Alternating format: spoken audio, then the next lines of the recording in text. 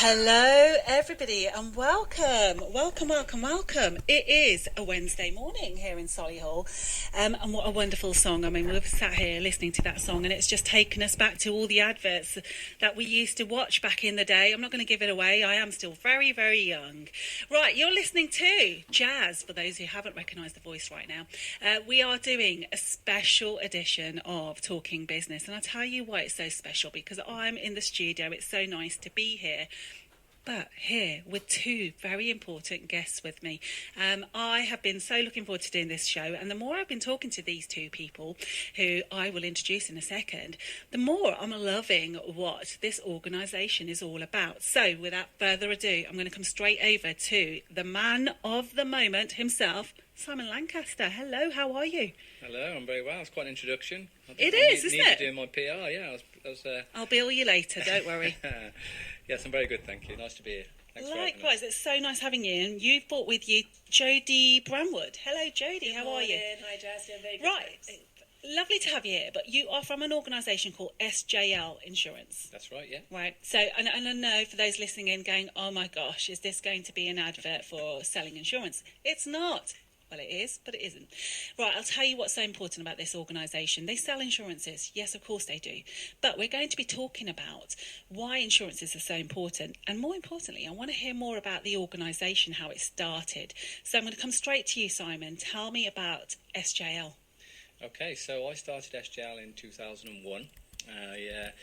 To take you back a stage before that, actually, I dropped out of college, started doing A-levels, decided that they weren't for me. I wanted to get into the business world and actually earn money. So got an apprentice with the local insurance brokers and started making a tea, filing, etc., and worked my way up from that. Worked at various brokerages around Worcester and the West Midlands, and then at the age of 23 got made redundant from the last place I was at. And still at my mum and dad's, sort of scratching my head, wondering what to do, getting presented with various job opportunities which weren't really exciting me too much. And then I had the much spoken about light bulb moment and thought, I'm going to do it myself. So why not? Started from scratch out of my mum and dad's spare bedroom, age of 23, and I went to the local Chamber of Commerce, who gave me a £500 business startup grant, which enabled me to get a desk and a chair and a computer, and away I went with my blank sheet of paper, and I love it. Started from scratch. So you started at home in your mum's, in your parents' bedroom, spare bedroom. Yes, I did. Yes. I love stories like this. I really do. So what happened next? So what happened next? I spoke to a couple of insurance companies, tried to persuade them to take a flyer on this young kid in an ill-fitted suit. Fortunately, a couple did. So I had a couple of products that I was able to sell then. So. Sent out a mail shot, and it was an old-fashioned paper mail shot back in those days, and spent every penny I had left on 100 stamps to send out these letters. And I love it. We were actually giving our ages I know, away here this so it makes me sound ancient. Your younger viewers are going to be rolling their eyes saying, what's a stamp? Don't worry, he's going on TikTok soon, so, he's in with the kids. And second class, obviously, I couldn't afford first class. So had to wait for 2 days for them to land and sit next to the phone hoping that it rang. And fortunately it did. And then I had a couple of leads off it, and away I went. So just kept working it really. Sort of it's a hard slog in the early days, just trying to get clients. But then I think you start to get a few clients, and then you can get better products, and then you can get more clients, and it kind of snowballs then. Really. So it's really exciting as well, starting from literally from scratch. So exciting. Every bite you get is exhilarating really. And it was really, really exciting time. Working literally every hour I was awake, so getting up at 6, driving around the country, seeing people, and then coming back at 6 p.m. to sort of do the paperwork, and spinning a few white lies when I was out with people, saying, I'll get the office to quote on that, and then running back and doing it myself, so pretending I had staff when it was just me. Smoke and mirrors. Yes. And literally just took it as far as I could for 3 years. I was on my own, and then I suppose I got to a bit of a stick or a twist stage really, where I was earning a decent income then, but of course I couldn't take it any further by myself, so I had to decide to take on my first member of staff, which had a big impact on the income, but I needed to do it to grow, so it was a step back to take a few steps forward really. So got the first member of staff in 2004. He's still with me actually, one of my senior managers, Rob. He's still there. That was 17 years ago now. And then repeat the process really. So take it as far as we could, and then when we're making money, get the next one in, and so it went on for the next 21 years really. Wow. So cut a long story short, which I'm sure we'll dip back to, we're up to 83 staff now. Oh my goodness me, that is huge growth. Yeah, well, it's taken us 20 years, but yes, and it's all been organic. We haven't made acquisitions or anything like that. So it's been we've grown every year, touch wood, and so yeah, we're up to 83, headquartered in Worcester, where we're in the old K's catalogue building. But we've also got... we are giving our ages away. Another one. Blast from the past, K's catalogue. Yeah. But we've also got London City office because we're Lloyd's brokers. So we've got a couple of staff down in London. And this month, actually, we've opened a Bristol office down in Bristol. So amazing. So yeah, we've got 3 offices. So. Wow, that is amazing growth. So firstly, congratulations. Thank you. And all of it to be organic. You know, and I love that, you know, you've taken one step back in order to go 2 steps forward, and that's really important as an entrepreneur. A lot of businesses actually, they have the dream, and they just think automatically they're going to grow and move forward, but you do have to learn to rein it back a bit, don't you? Yeah, of course, yeah, absolutely. And not everything you try works. You know, we tried a few things that haven't worked, so you row back from that and try something else. You know. So why insurance? Well, by luck, actually, I won't claim to have been it wasn't my vision when I was at school, to be honest. I shouldn't imagine it's many kids' vision. But like I said, I dropped out of college and wanted an apprenticeship because that was doing a business admin MBQ whilst working and earning a bit of money. So I was earning whilst learning. And so I went to the Chamber of Commerce, who found me a business apprentice, but that could have been in anything. So it was just by luck that I landed in insurance brokers. I could have landed in an accountancy or any other business. So initially by luck, but it's actually a really, really good industry to be in. It's a big industry. It's a long-established industry. Everybody still needs it. So even through COVID, which I'm sure we'll talk about later, we were... there was still demand for insurance. Everybody still needed it, so we kept going through that. Same with the crash back in '08. It's quite a robust industry with lots of opportunity in it. So it's more by luck than judgment. It's actually a great industry to be in, to be fair. Yeah, I mean, I did have a little snoop around online to search you up a little bit, and you offer insurances for almost anything by the looks of it on there. Very unique and bespoke. We do. I mean, it's predominantly business insurance. Yeah. But any type of business in the UK, and because we're a Lloyd's broker now, more increasingly around the world as well, which is really interesting. So we're insuring hotels in Cape Verde and security companies in the Middle East and Africa and mining companies and things in Israel, which is really cool and interesting. How amazing is that? Yeah, it is interesting. And even in the UK, from one-man band gardeners or dog walkers right up to huge companies. We insure everything in between, really, and every trade and every size company. So real mixed bag, which is very interesting and as exciting as insurance can be. I know. Don't know overcook it, but it is interesting, really, the different types of businesses that you get. Yeah, I mean, and more now than ever, it's so important to make sure you're insured. Yes, unquestionably, yeah. And I think the risks are ever changing as well. So, I mean, insurance is one of the longest standing industries that we have. I won't bore you with the whole history, but it started, hundreds of years ago, insuring ships, shipping stuff around the world.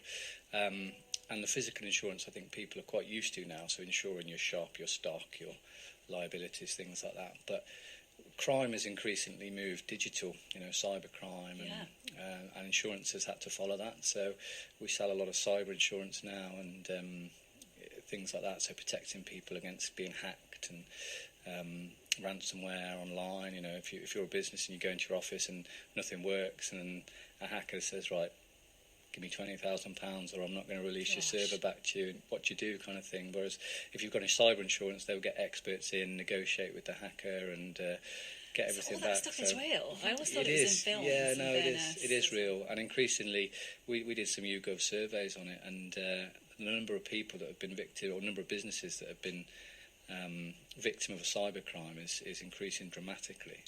And the number of people who've got cyber insurance isn't very big, so we're trying to educate people that They need to insure, like I say, they're quite used to insuring against the old-fashioned fire, flood, theft sorts of things, but they need COVID as well now. COVID, but they need to sort of protect themselves digitally, and particularly home workers, people logging in from all over the place, and you know, because of COVID, you know, how secure is your data, and all these sorts of things. It's a different world now, isn't it? It is, yes. It really is. Us old fossils are trying to keep up with it. But it's interesting. It's quite, I mean, it is exciting to hear. Yeah. I mean, the stuff you've just talked about, for me, you know, in my head, I'm thinking I've seen that in films. I never really thought it was real. I thought, come on, nobody can really hack your system that much, can they?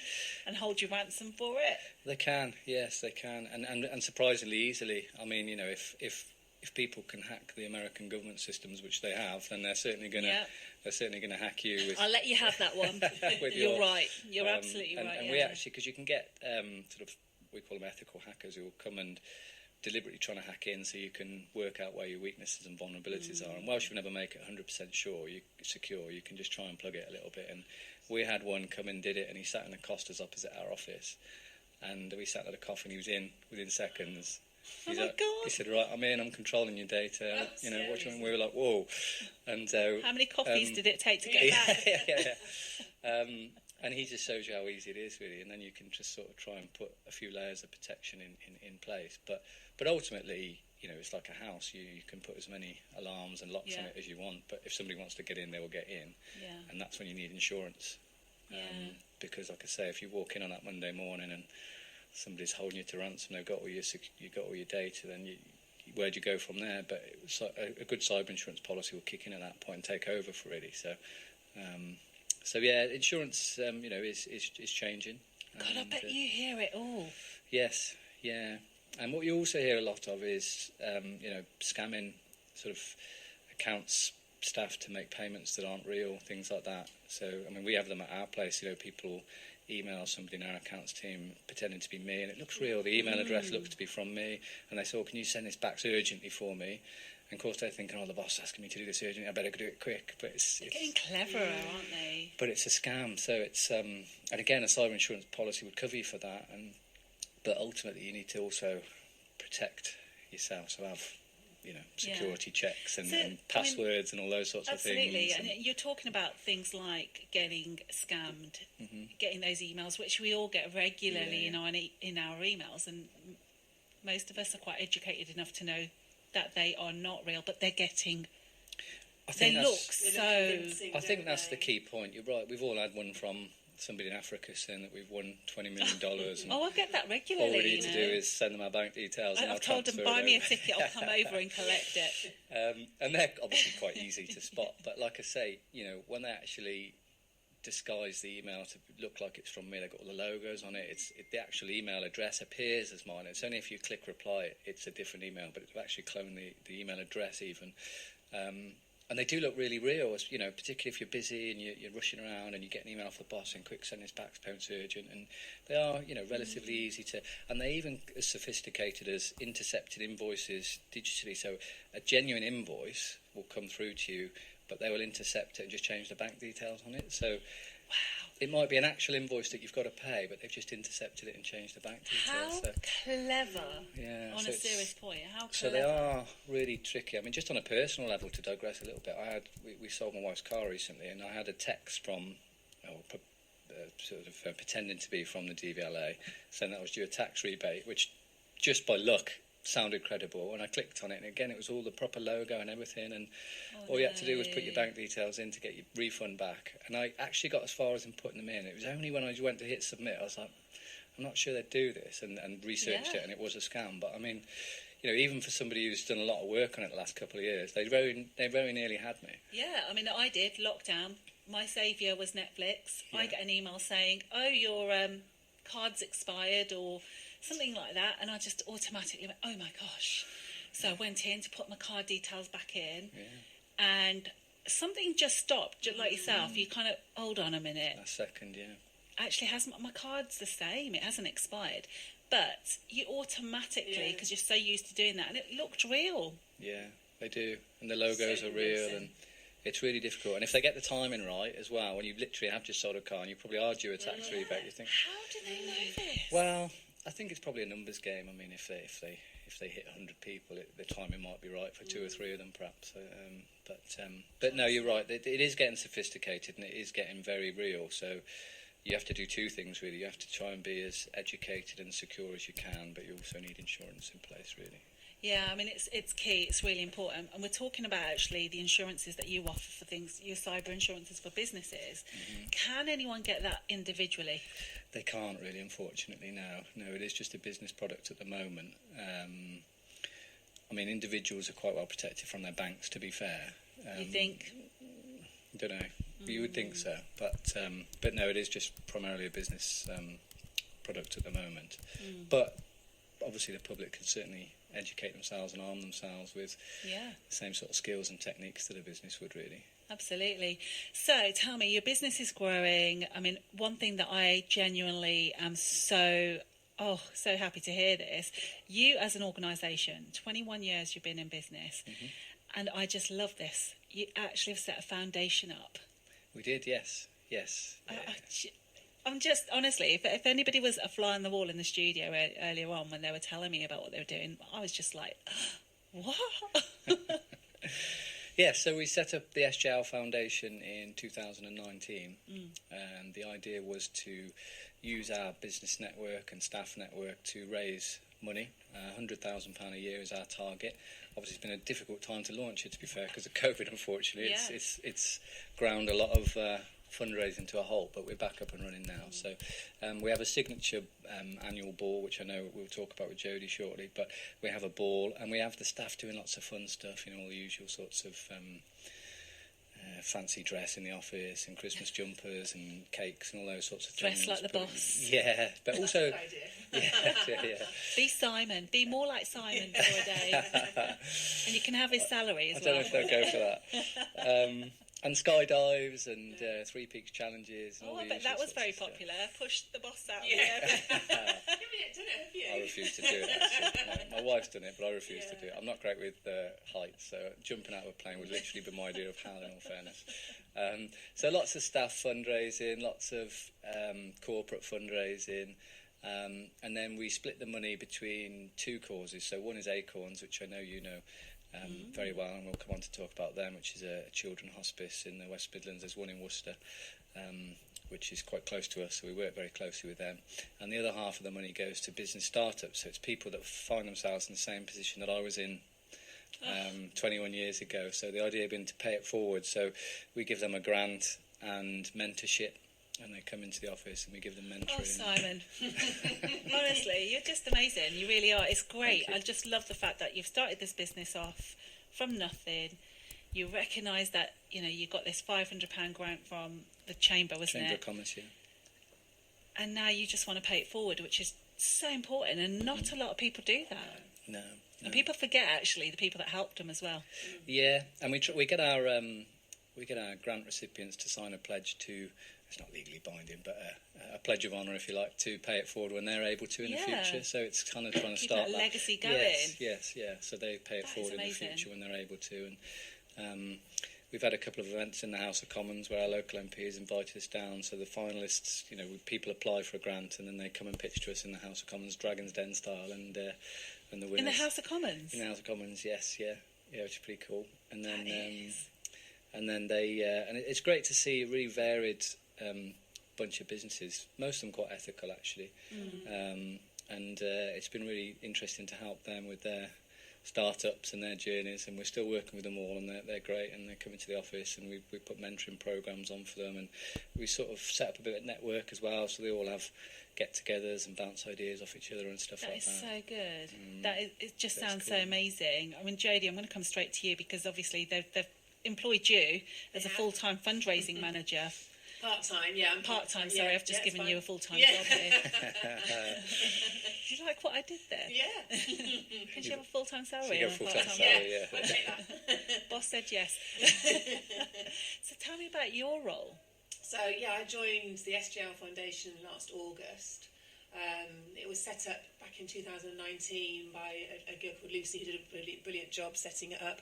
And of course, the pandemic hit, so I think you had time for one ball, didn't you? You did the ball in 2019. Yes. But any other fundraising after that was unfortunately shelved. And then I came on board last year, and really my role is to kind of take it to the next level, to get it out in the public domain a bit more, get a bit more local support from local businesses, and yes, just talk about it, talk about the foundation and the good work. And promote the ball and all. Well, I didn't events. even know about it until today. Yeah, Okay. You know, it is your best kept secret, which shouldn't be a secret. Really. No, absolutely. Yeah. So tell me about the ball. So it's taking place on Friday, the 1st of April, at the Bank House Hotel, which is out over Bransford Way. But yeah, it's going to be a really spectacular occasion. We've sold 200 tickets so far. Black tie, so it's going to be pretty nice glam occasion. Got some entertainment lined up, lots of auction prizes and raffle prizes, and basically aiming to raise as much money as possible that we can split between Acorns and our ethical businesses. How amazing. I mean, it's so great to see events back up. Exactly, yeah. I think everyone really needs a party, don't they? So, yeah. I mean, I said like Jodie said, the early ticket sales have been good, and I think part of it's because everybody's ready to get out and party again, really, after so long of being holed away at home. I know, it's bizarre, isn't it? Because there's that element of, we can go out now, but then there's that element of you going, I've got so used to being home. Yes.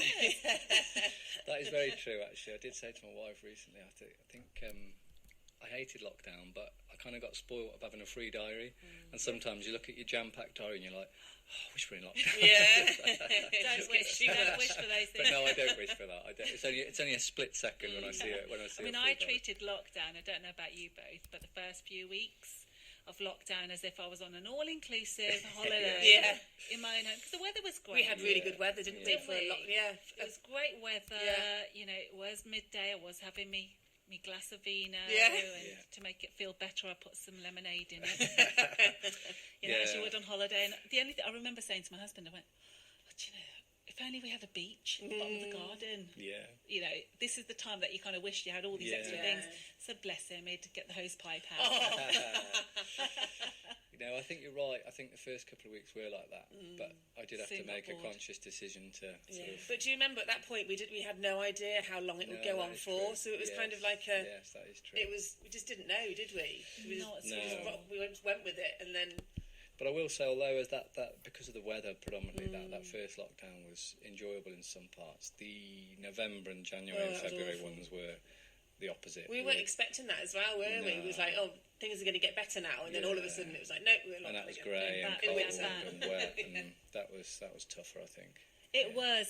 I mean, the first one, like you said, it was great because I don't know about anybody else, but I got to regroup with my family. Yeah, absolutely, And it was just the three of us. Yes. You know, that was great. Although, you know, after a few weeks of that, it was a... and again, particularly how deep should the hole be? And again, particularly because of the weather, you know, that daily bike ride was great with the amazing. kids. You know, we haven't done stuff like that for years. It was brilliant, really. And like you said, that time with them, you know, because you're normally so busy in lives with the schools and work and different things. It was great to sort of regroup, if you like. Yeah, the reset button had been pressed. But I think no traffic on the roads. No. But I definitely had enough of it after the first one. Yeah. I was over it then. I think we all reached that point, didn't we, where we were just like, especially when, even with this Christmas, we were like, please don't do it. Don't do it. Don't go there. I think last year was worse than the year before, wasn't it? Because we all thought by 2021 that everything would be okay, you know, everything's going to go back to normal, but no. But it's unpredictability, isn't it? It's not knowing, and I suppose you're in the business. Yeah, for that, aren't you? I think it's feeling a bit more hopeful now. Well, a lot more hopeful now, isn't it? But you just kind of, because of the way the last 2 years have gone, you're always expecting that screeching U-turn from somewhere, some variant that's dangerous to come out of nowhere, and everyone goes into a panic again. Well, it's here to stay. It's here to stay, and if you really think about it, I know. But I think we're going to. This is our new normal, and we will be living with variants coming out. Boosters and so forth going on, and I just think it is. I mean, if you think about it, there's nothing for SARS, and we're living with it. I think learning to live with it is the key. Yes, you know, I get that early on it was unknown and scary and people panicked, but I think with where we're at now, we need to you know, for kids' education, we've got kids at school. You can't just keep taking them out of school. It's, you know, socially, mentally, educationally, it's killing them, really. Well, that's it, and the impact for the first lockdown on the youngsters, especially the transitional years, you know, the ones that were leaving year 6 going into year 7 and having no goodbyes or anything. The ones that were going, you know what was actually shocking to hear?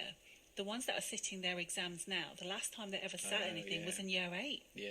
Gosh. Well, because we've got quite a big They've gone age. straight to GCSE? Yeah, I know. Because we've got quite a big age gap with our kids, we've got kids in both of those transition years. And it was really tough for them, not having the goodbyes, not having the prom, not being able to sit the exams, and it was tough. So I hope for their sake, and also looking at it from a business point of view, you know, we're quite into progressing young staff. We have a lot of apprentices coming through because that's close to my heart, and for them to sort of learn and have that coaching and that mentoring sort of virtually was so much more difficult than being in the office and sitting next to a mentor and bouncing ideas off each other and actually having that coaching. You know, we had people start in the first lockdown, and like, I mean, imagine starting a new job, you don't know the system, you don't know the people, and you're trying to do it all. You don't know the culture of the business either. I know, and you're trying to do it in your kitchen, you know, balancing on a chair, on a computer, not knowing anything. It was really, really tough for those. Again, us old hands were fine, but for the younger people trying to start a career and develop a career and progress a career in those circumstances was really tough. So, you know, I hope for the younger generations that we keep them out there, really, because... Fingers crossed. So as a business, are you all back in the office, or are you still hybrid? Jodie and I were talking about it in the car driving up here, actually, and I think we have got 90% of the people back. There are a couple of people that are vulnerable, which have stayed at home, which is fine. But also, where people have a big commute, we've actually, I think, lockdowns, one of the benefits was, do I need to be doing this every single day, or can I have a bit of a hybrid? And we've got quite a few hybrids now, where their commute is like an hour, you know, coming from Coventry into Worcester, or the people going to our London offices. 2 hour a day commuting, that's dead time. You know, and do the maths, 10 a week, etc., etc. It's a lot of dead time. So they've said to us, so, can I work from home a couple of days a week? And I'll actually work for those 2 hours that I would be commuting, you know. Well, yeah, it's more productive. It is, yeah. So we've done that. So we've got quite a few where there are commutes involved, where they're doing a couple of days at home, a couple of days in the office, and a nice mix, which is probably a good place to have landed, really. So yeah, you know, predominantly all in the office, but some hybrid models, which is good. It's good to be flexible, isn't it? I think for you, for a company to be flexible with that. Yeah, and again, you know, the work-life balance. You know, if you're in London and you're getting on a train at 7 and you're working 9 to 5 and you're getting back at 7 and you've got young kids, you don't see them apart from the weekends. But if you can work from home 9 to 5, at least you get to see the kids sort of either end of that. And that's so important for the well-being of your staff members, isn't it? Yeah, of course. So you know, we think we've sort of factored that in and sort of struck a bit of a balance. Yeah, but generally speaking, it's quite important for us to be in the office for the reasons I mentioned a few minutes ago, really, in terms of developing staff, coaching, team morale, team mentality, all that kind of stuff. It was very hard to keep all that going with everyone working from home. Like we had everyone working from home in the first lockdown. It was very difficult. And we tried to do Friday team Zooms and stuff, but they quickly lost their appeal. no more quiz night. Yeah, again with the quizzes. I always cheated. There you go. Yeah. I opted out of them quite quick. I did a first cup, and I said to my wife, I did a wine event tasting online. Really? Yeah. Sounds dangerous. Yeah, and it ended up in an after party. Yeah. On another Zoom. Yeah. Bizarre, it but was yeah, strange. very dangerous. If you'd have predicted all that 10 years ago, people thought you lost your mind, wouldn't you? Online Zoom parties and after parties and stuff. I'd actually bought shares in Zoom, Amazon and Netflix. Yes. Why? Yeah. Although I have heard that they're dropping now, so that Peloton surged in lockdown. I was reading an article on them the other day that they're struggling as people go back to gyms and old-fashioned ways of exercising. And you know, there's those, you see all these things out on social media, and they say you haven't actually been through lockdown unless you bought yourself an air fryer. Yes. I'm gonna stick my hand up. You know, you went out for your daily walks. Yes. Even, you know, it was set timings. It was almost like, you know, it's day release. Yeah. Things like that. We all had the same ideas, didn't we? But and you learnt how to make a tortilla sandwich. Come on. Oh yeah, remember that that? life tortilla hack. Yeah. that's right. You Yeah. haven't lived lockdown unless you did those things. Yeah. Now, Simon, did you do that? Or buy a puppy. Buy a puppy as The well. kids did actually. Yeah, the kids did. But they had a few too many actually. We had to rein them back in. And Joe Wicks. We all did Joe Wicks. Joe, yeah. Oh, God. PE with Joe, he kept us Yes. going, didn't he? Yes. Yeah. Oh, see, we're all smiling about it. Yeah. And we're like, actually, it wasn't It's that nostalgia. bad. Well, almost, yeah, isn't we it? said to the kids, we will all look back on it. I mean, people will study this in classes in 50 years' time. We're going to go down in history. Yeah. They're going to listen back to this show and go, let's hear what the people in the olden days thought about this. Yes, but no more, please. That exactly, yes. Just Yeah, We're over it. we're done. yeah, but again, I mean, as a small business myself, it became very apparent to me, and I'm sure there were a lot of people in my position, that actually I wasn't insured for a lot of things. Yeah. Those things that you always think in business, oh, I'll do it later. Yes. It's on my to-do list. Yeah. Suddenly I realised, actually, I'm not insured for any of it. No, and I don't think it was a big challenge for business actually, for lots of reasons. For on a personal level, we on the whatever date it was in March 22nd, or I forget now, but we're like, right, okay, we need to send all of our staff home, and is the IT going to stand up? Yeah, no one knew. Is this going to work? Are we still going to be around in a month's time? What's going to happen? I remember actually turning the lights off on the office on that Monday night and walking out and feeling a bit emotional. Yeah, It's it's a very literally, you emotional saying time. that's made me... it's almost like we closed down and it was the end. Yeah. It was really, really bizarre and tough. And then, just trying to get all the staff set up and dialing in remotely and actually then working and trying to service our clients. And it was crazy, really, looking back, and such a challenge for businesses. And then other business, I mean, we were fortunate in that at least our trade was still there, because all of our businesses still need insurance. Even if they're a pub that's shut, they still need insurance. So we were very fortunate in that our customers were still there needing our services. But for other businesses that customers went away, it was awful, really. And a lot of them had to try and diversify. Restaurants started doing takeaways that they didn't used to do, takeaways and deliveries and all this kind of stuff. And one of the business startups that we've helped on the foundation were a couple of guys that got made redundant, and then they set up a sort of pop-up pizza business and just diversifying, really, and just trying to be entrepreneurial and find different ways of doing, which was challenging but brilliant to see, actually. Well, that's it. I mean, it made somebody like me throw my business plan out the window and start working on the business as opposed to be in it. And suddenly I saw opportunities which I never even thought of. And it was clear as, it was just like, oh my God, I've got to do this. Yeah, and I think in anything as seismic as COVID in the business world, there's always going to be winners and losers. And you just have to try and diversify to make sure you're one of the winners, really. I mean, like retail, the old-fashioned shops are just getting absolutely clobbered, but the digital shops online are thriving, so you just got to try to go down that route, haven't you? Well, that's it, and there is that massive debate at the moment about retail, whether it's all going online, because even before you even enter a shop, you've already searched for what you're looking for. You have, and it is a shame, and again, I think us oldies do feel an emotional attachment to the high street. But it's inevitable. I think it was inevitable anyway that it was going to go online rather than physical. But all COVID's done is just accelerated it forward 20 years, I think. And now, I mean, I'm guilty of it myself. Even if I go and browse in the physical shops, I'm thinking, I'll just get it online later. If I see something online, it's terrible, but it's it's the way of the world, isn't it? So I think if you're a small retailer, it's that's the way to go. But then again, it does create opportunities. So if you're a little shop in Worcester, in the olden days, your catchment area was just that. But if you can go online, the world's quite literally your oyster. The world's quite literally your oyster. So I think you have to look at the opportunities of it as well, really. Yeah, I mean, it has. It's forced us as a world just to look at things, hasn't it? Very different. Unquestionably, yeah, I mean, I never heard so many birds tweet something as simple as that. Because you'd always, it was bizarre because you're always used to hearing the aeroplanes going and the traffic in the background. Suddenly there was nothing, and you just realise actually how beautiful. Yeah.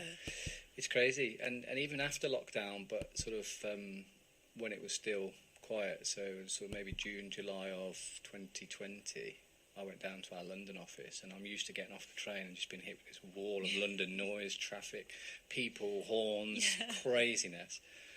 And got off and it was just like a ghost town. Like literally a nuclear bomb had gone off and I was the only one left. It was crazy.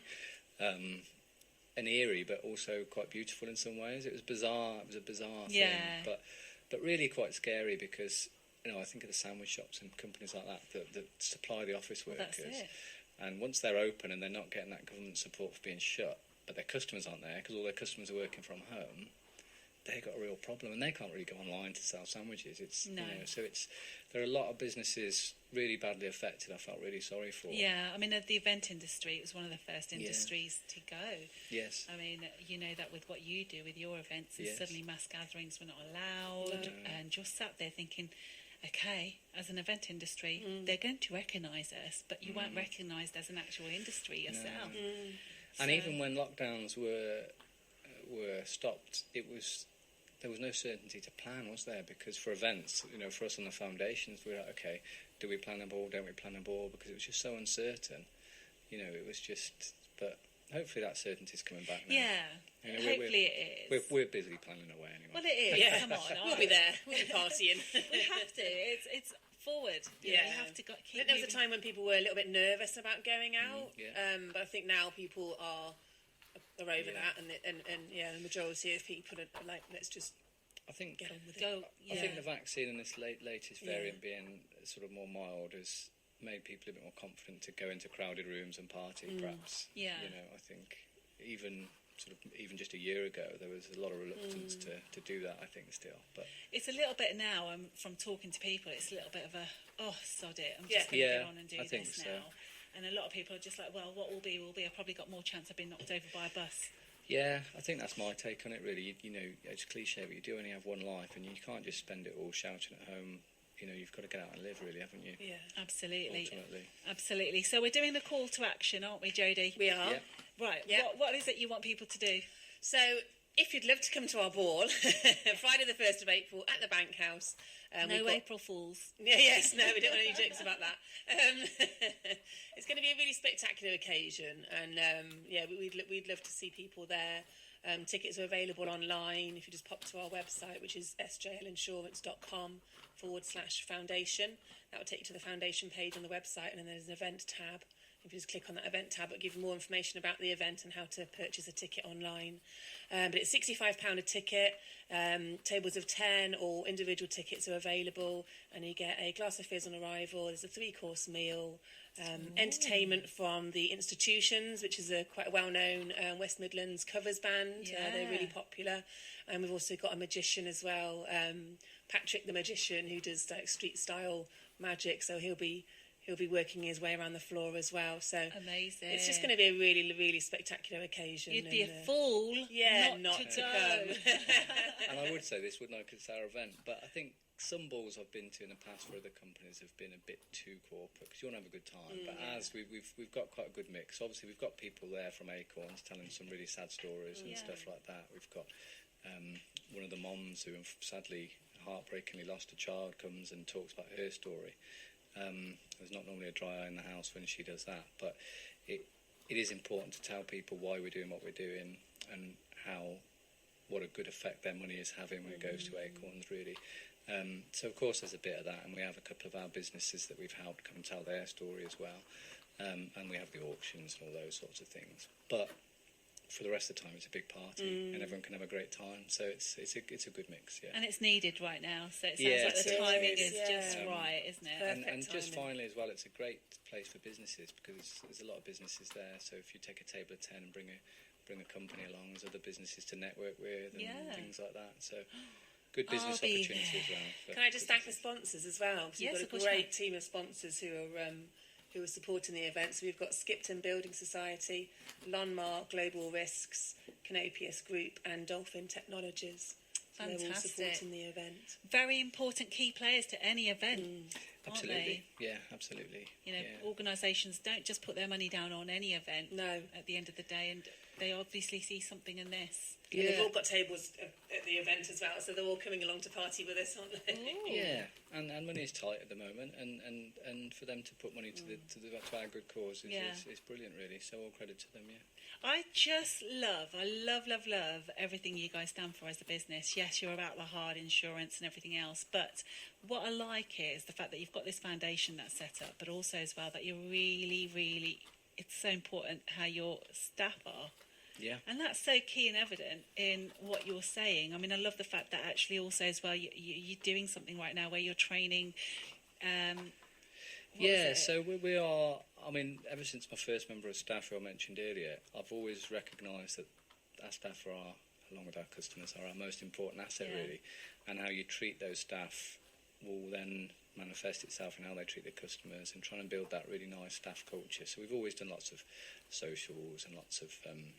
we try to make fun work whilst also doing what needs to be done. And in recent years, we've done a few things. We've done quite a lot around mental health. So we've got a mental health nurse that comes in, and that was the idea of one of my senior managers. Actually, I can't take credit for that, but I was a bit sceptical about whether anybody would actually go and see her. But she comes and she's booked out with people going and talking to her about trivial things to quite big things, and that's been fantastic. And all the staff, it's brilliant really, that you're encouraging people to speak about this. It's so important. So we're doing that, which is a big success. And also, like you mentioned, we've got John Ledigan, a guy I know from Prepared People, and he set up a company delivering courses initially aimed at women, safeguarding women. He's going to open it up to men and hopefully in the future children as well, you know, with the gang things going on. But initially he's starting with women, and it's Safety in Women Workshop, which is, we're putting all of our female staff that want to through, but I think we've had 100% take up actually. And he's done, they do it in course of 8, we've done a couple, we've got a couple more to go. And it's really brilliant to teaching our female staff how to be safe.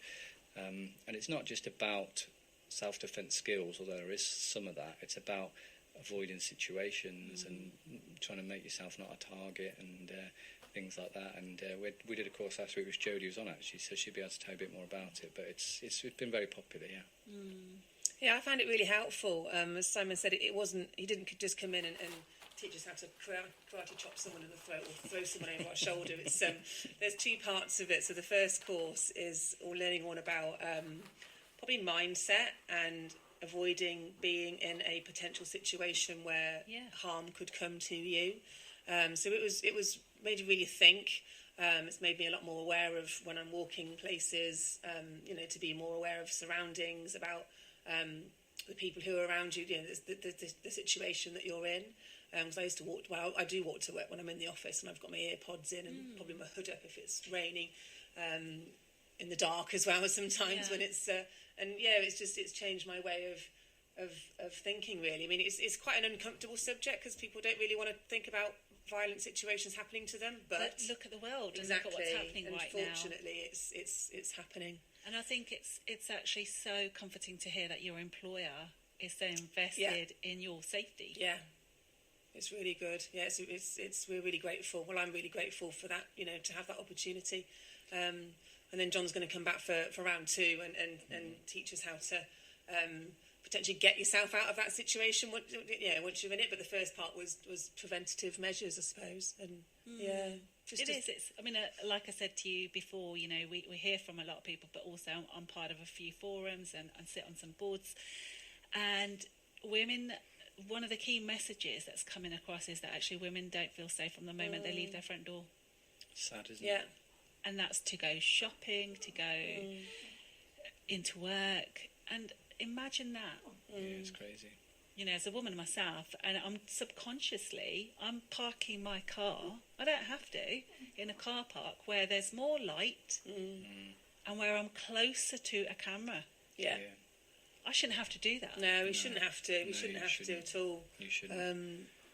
No, it's and some of the, I didn't attend the course, but I sort of sat in the first few minutes, and some of the stats, I think he tries to scare them all up front to sort of focus the attention. Perhaps some of the stats are crazy. Actually how many violent attacks there are in women every day, week, month, year. It's frightening, really. It is. It just literally to the core. It just literally makes my stomach I mean, there's two elements of it, isn't it? There's the element of women, learning how to protect themselves and learning how not to get into a certain situation. But there's another element of it, would the men shouldn't, or people shouldn't be doing that in the first place. We've got to educate our children, isn't we? It's not just about the boys. And I think we need to do it right from early years onwards. Yes. I think a lot of conditioning takes place in early years. And, we need to recognise it's that whole thing of when you see something that's not right, you do need to call it out. Yes. It does take and a not whole to be village afraid of doing that, though, because a lot of people are afraid of calling something out, aren't they? Or, of making themselves stand out, I suppose. They'd just rather just get on with their own business and But that's the thing, it. and I'm guilty of it myself. I mean, I had an instance just last week, shockingly, just walked into a supermarket, I won't name names, and some guy thought it was okay to go, excuse me, hello, I'm talking to you, hello. I looked over and I didn't say anything. I was about to kind of go, thinking, does he know me? What is this? Have I forgotten to pay? Have I taken a carrier bag? You can't, all these things. And he was just like, come on, I want to have a chat. What? And I just carried on walking forward. I thought, what I should have done is turned around and really used my voice. But then in my head I was thinking, it's the end of the day. It's just easier to remove turn away yourself from the and just walk. situation. But then that person's now thinking it's Yes. So and there is also an element of you don't want to isolate it, not isolate it, escalate it either. But now hindsight's great, isn't it? You sit back and you think I should have done, because who knows who he's. I had a similar situation recently. I assume it was a parent, and they were walking along with a really young toddler, and they spoke. I was walking behind them, and they were shouting at them in a horrific way, using bad language and that. Every part of me was saying, like, intervene and say something, but then you're thinking, well, it's their kid, they're the parent. No, what good is going to come of me? That's a real sticky point, isn't it? When you see parenting. So I didn't do anything, but I kind of thought about it for days after, thinking, I kind of regret. Because he probably would have given you a mouthful anyway. Well, they would, and no good would have come out of it. It's not like they're going to turn around and say, oh yeah, you're right, sorry, I shouldn't do that. My apologies. It's not going to go that way, is it? Thank you, kind sir. Thanks for pointing out the error of my ways. It's just, the conversation's just not going to go that way. But then if you don't call it out, I know. So it's a very difficult one. It really is, and I think it's great to see an organisation like yourself so progressive and involved in all these current issues. Thank you.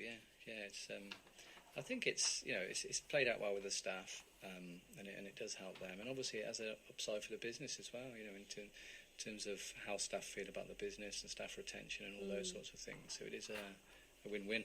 If you like, I think. Absolutely. Well, listen, thank you so much for joining me and keeping me company. It's so nice to have people in the studio. Thanks for having us. Normally I'm just staring at Danny DeVito right here. I was trying to work out who that was. It's an older Danny DeVito. Yeah. That lifestyle. His eyes do follow you, Literally. They do, Keep doing it. See? It's following you. That scared me now. But no, thank you very much for having us. Really appreciate it. My pleasure. Thank you to everybody for listening in. And those who are interested, the 1st of April is when the ball is. So we will put all the details on underneath the podcast for you afterwards. So please do get in touch and also contact SJL Foundation if you want to help them with their mission on raising funds for Acorns, but also as well helping youngsters want to get into business or come up with some great ideas. Get in touch with them. But more importantly, for any of your insurance needs, I'm telling you, get online, SJL Insurance. And I'm not joking. I was just literally flabbergasted. Now that's a word. Looking at all the different types of insurances there are. Well, indeed, yes, there are lots. There you go. But listen, thank you so much. Thank you to everybody for listening in. You've been listening to Jazz Rohel here on Talking Business. I know it's a Wednesday. It should be education, but it's business. Take care of yourselves and stay safe. Speak soon.